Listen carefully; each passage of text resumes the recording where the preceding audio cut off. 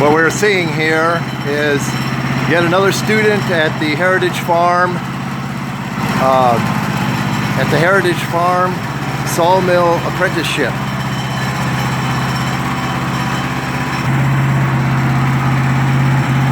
During this apprenticeship program, we teach young men and ladies how to use a sawmill, and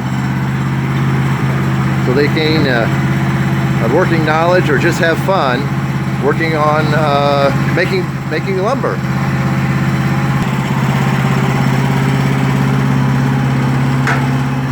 We're very intentional in providing a very safe yet educational forum for people to learn how to work a sawmill, all the details needed.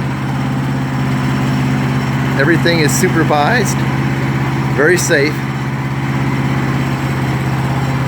and also there's teaching involved with it too.